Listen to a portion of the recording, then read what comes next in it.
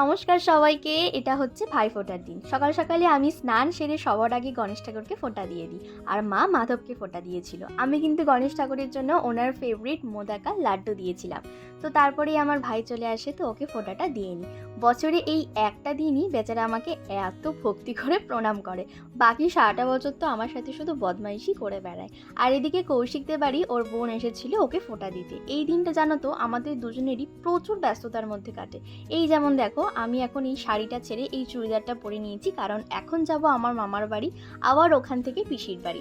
বাড়িতে কেউ থাকবে না, তাই মাধবকেও নিয়ে নিয়েছি, কারণ ও থাকবে কৌশিকদের বাড়ি। তো দেখো, তোমাদের সাথে কথা বলতে বলতে টোটো করে আমি মামার বাড়ি চলে এলাম, আর এসেই ভাইকে ফোঁটা দিয়ে দিই।